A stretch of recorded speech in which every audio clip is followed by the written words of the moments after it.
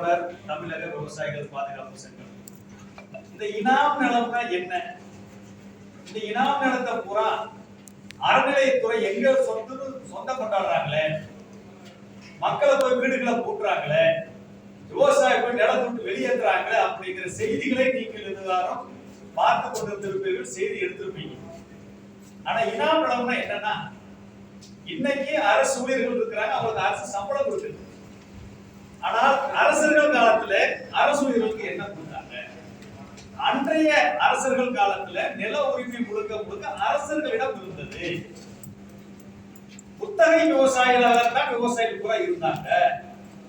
அப்ப அந்த அரசர்களுக்கு 6ல 1 4ல 1 நிலத்தை பொறுத்து தரத்தை பொறுத்து விவசாயிகள் குத்தகை செலுத்தி கொண்டிருந்தார்கள். அன்றைய காலகட்டத்துல படை தளபதிகள், உழவர்கள், கிராம கர்ணம், ஏரிக்காவல், குளக்காவல், ஊர்காவல், இந்த மாதிரி அன்னசத்திரம், தண்ணி சத்திரம், பல்வேறு வகை அரசு வீரர்கள் இருந்தாங்க. அதே சமயம் அன்றைய காலகட்டத்தில் கிராம நிர்வாகம் என்பது கோயிலாகத்தான் இருந்தது. அந்த கோயில் பாதுகாக்கக்கூடிய கிராம பணிகாரர் இருப்பார், தர்மகர்த்தா பணிகாரர் ஒருத்தராக இருப்பாங்க. அந்த கோயிலுக்கு பூஜை செய்யக்கூடியவங்க, பூ கட்டக்கூடியவங்க, அங்க இசைக்கருவிகளை இசைக்கக்கூடியவங்க, தேவதாசி, இப்படி கோயிலுக்கு சேவை செய்வதற்கு அரசு வீரர்கள் நியமிக்கப்பட்டிருந்தார்கள். இவர்களுக்கெல்லாம் சம்பளம் எப்படி கொடுக்கப்பட்டது அப்படின்னா, அந்த காலத்துல பண்ட பொருளாதாரம், பண பொருளாதாரம் கிடையாது.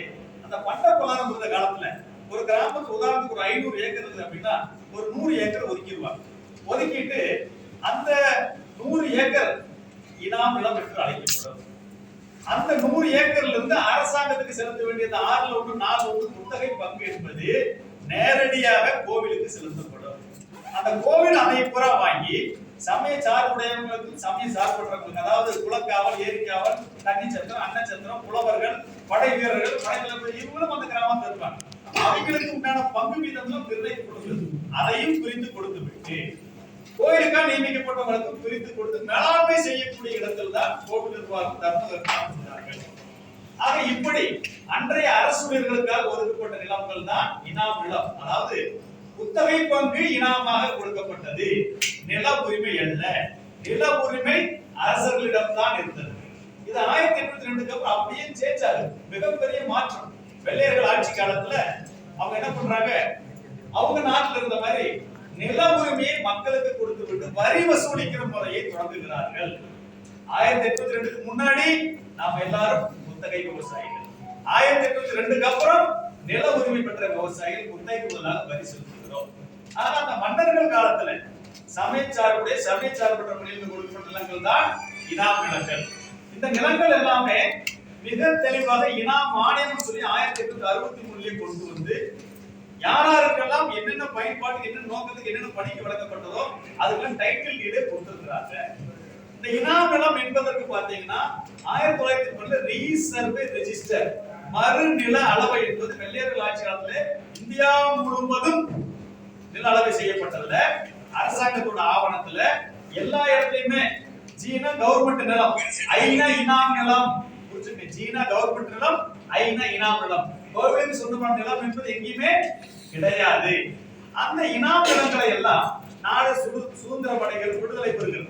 விடுதலை பெற்றதுக்கு அப்புறம் அரசியலமைப்பு சட்டம் பிரிவு 39ல நிலங்களையும் வளங்களையும் அனைத்து மக்களுக்கும் பிரித்தெடுப்பதற்கு மாநில அரசுகள் உரிய ஏற்பாடுகளை, சட்டங்களை இயற்ற வேண்டும் என்ற வழிகாட்டுதல் இந்திய அரசியலமைப்பு சட்டத்தில் கொடுக்கப்பட்டிருக்கு. அதன் அடிப்படையில இந்தியா முழுவதும் இருக்கக்கூடிய 3 கோடி ஏக்கருக்கும் மேற்பட்ட இனாம் நிலங்கள் அனைத்து மாநிலங்களிலும் 200க்கும் மேற்பட்ட இனாம் ஒழிப்பு சட்டங்கள் இயற்றப்பட்டு எல்லா மாநிலங்களும் உழுது கொண்டிருந்த மக்களுக்கு, குடியிருந்து கொண்டிருந்த மக்களுக்கு நில உரிமை பட்டா வழங்கப்பட்டது. இது நில சீர்திருத்தம் என்று பெயர். ஜமீன்தாரி முறை ஒழிப்பு, நில உச்சவரம்பு, பூமிதான இயக்கம், இது போன்ற நில சீர்திருத்த வகையில இனாமை ஒழித்து ரயத்து வாரியாக மாற்றியதும் ஒரு முறை. இந்த முறையில மட்டும் பாத்தீங்கன்னா இந்த சட்டங்களுக்கு எல்லாம் சிறப்பு பாதுகாப்பு கொடுப்பதற்காக இந்திய அரசியலமைப்பு சட்டம் அட்டவணை 9ல பாதுகாப்பு கொடுக்கப்பட்டிருக்கிறது. இதெல்லாம் அரசியலமைப்பு சட்டம் வழிகாட்டின் அடிப்படையில் செய்யப்பட்ட நில சீர்திருத்தத்தின் ஒரு பகுதிதான் இனாம்தாரி முறையை ஒழித்துவிட்டு ரயத்து வாரி முறையை கொண்டு வந்தது. அப்ப இந்த நிலங்கள் எல்லாம் 1948ல எஸ்டேட் அபாலிஷன் ஆக்ட், 1963ல மேஜர் நாம் அபாலிஷன் ஆக்ட், மீண்டும் மைனர் நாம் அபாலிஷன் ஆக்ட், 3 வகையான சட்டங்களை கொண்டு வந்து அந்த இனாம் ஒழிப்பு சட்டங்களில அந்த நிலத்தை இனாம் நகலை உழுது கொண்டிருந்த மக்களுக்கு செட்டில்மெண்ட் தாசார போட்டு அரசாங்கமே பட்டா கொடுத்திருக்குது.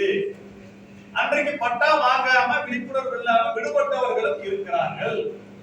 அப்படி விடுபட்டவர்களுக்கு சமீபத்தில் குஜராத் அரசு, கர்நாடக அரசு, ஆந்திர அரசு இந்த 3 அரசுகளும் விடுபட்டவர்களுக்கு மீண்டும் பட்டா கொடுக்கிற பணியை தொடங்கி இருக்கிறார்கள். ஆனால் தமிழ்நாட்டில இனாம் நிலங்கள் அனைத்தும் எங்களுக்கு சொந்தம். தமிழ்நாட்டில் மட்டும் பாத்தீங்கன்னா 12 லட்சம் ஏக்கர் இனாம் நிலங்கள் இருக்கிறது. இந்த 12 லட்சம் ஏக்கர் இனாம் நிலங்கள் எங்களுக்கு சொந்தம்.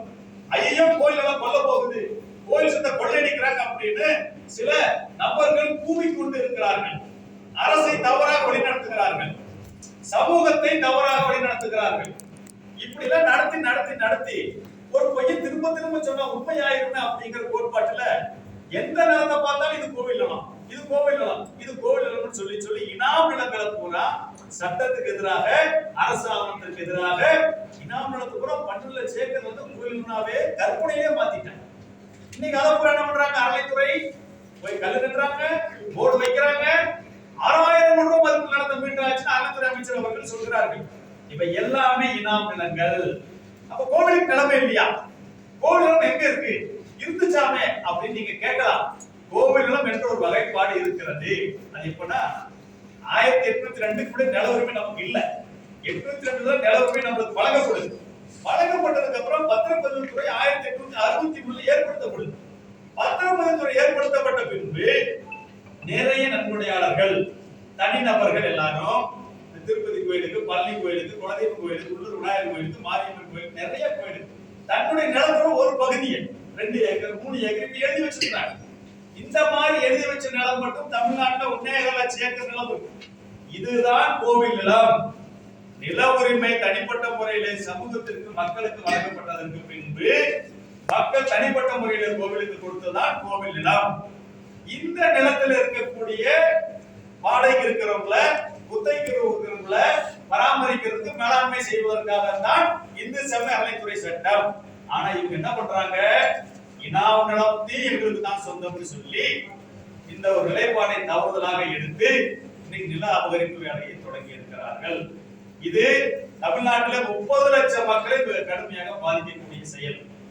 இந்தியாவில் இருக்கக்கூடிய இனாம் நிலங்களை உழுது கொண்டிருக்கக்கூடிய மக்கள் எல்லாம் நில உரிமையாளர்களாகி விட்டார்கள். வாங்குறாங்க, விற்கிறாங்க. தமிழ்நாட்டிலையும் கடந்த 4 வருஷத்துக்கு முன்னாடி வரைக்கும் பைய கருணாமூர்த்தி காட்டின மாதிரி விற்பனை ஆவணம் இருக்கு, பாகப்பிரிவினை இருக்கு, தானம் இருக்குது, பட்டா எங்க பேர்ல இருக்கு. இன்னைக்கு என்ன பண்ணிருக்காங்கன்னா பட்டாவை பூரா ரத்து பண்ணிட்டு ஒரே ராத்திரில கோயில் பேர்ல ஏத்திடுறாங்க. ஒரு பட்டாவை வந்து ஒருத்தர் பேர் இருக்கு இன்னொரு பேருக்கு மாத்தணும்னா அவர் நோட்டீஸ் கொடுக்கணும், விசாரிக்கணும், பட்டா பாஸ் கேட்க சொல்லுது. ஆனா அதெல்லாம் செய்யறது இல்லை. எங்க நிலத்தை என்ன பண்றாங்க? பத்திரப்பதிவு துறையில 0 வேல்யூ பண்ணிருக்காங்க. நிலத்தை விற்க முடியாது, வாங்க முடியாது.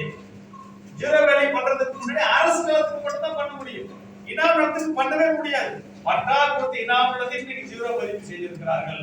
ஆக அங்கே இன்னைக்கு அங்க விவசாய நிலமாக இருந்தெல்லாம் நகர்ப்புற விரிவாக்கத்துல நிறைய டிடிசிபி அனுமதி பெற்ற வீட்டு மனைகள் லட்சக்கணக்கான மக்களை உரிமை சேர்க்கிற மாதிரி சேர்ந்து ஒரு சென்ட் 2 சென்ட் 2.5 சென்ட் வாங்கி வீடு கட்டி குடியிருக்கிறாங்க. அவங்க வாழ்நாள் சேமிப்பு அந்த ஒரு சொத்து தான். வீட்டை பூரா கூட்டியிருக்கிறாங்க. மின்சார இணைப்பு கொடுக்கறது இல்ல. இன்னைக்கு பலாயிரம் மக்கள், தமிழ்நாட்டில் 30 லட்சம் மக்கள் இதனால் பாதிக்கப்பட்டிருக்கிறார்கள். இந்த வேலையை அறநிலையத்துறை தொடர்ச்சியாக செய்து கொண்டிருக்கிறது. இந்த நிலம் அப்படிங்கிற சப்ஜெக்ட் மாநில அரசு சொந்தமானது. நிலம் அப்படிங்கிறது மாநில அரசு வருவாய்த்துறை தான் இதையெல்லாம் சட்டத்தை கொண்டு வந்தது, பட்டா கொடுத்தது, நிர்வகிக்கிறது, நிலத்தை எதுக்கு வேணாலும் பொது பயன்பாட்டுக்கு எடுத்து வேலை செய்ய வேண்டியது வருவாய்த்துறை. அப்ப இது போன்ற வழக்குகள் நீதிமன்றத்துக்கு வரும்போது வருவாய்த்துறை உரிய ஆவணங்களை எடுத்து வைத்து சட்டத்தை சொல்லி நில சீர்திருத்தத்தை சொல்லி எல்லாம் வாதாடாம யாரோ ஒரு பொது வழக்கு போடுவாங்க. ஒரு நபர் மட்டும் 1000க்கும் மேற்பட்ட பொது வழக்கு போட்டிருக்கிறார்.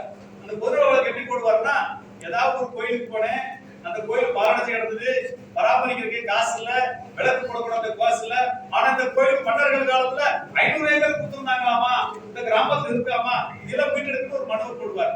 நீதிமன்றம் என்ன பண்ணும்? என்ன ஏதுன்னே கேட்க மாட்டாங்க.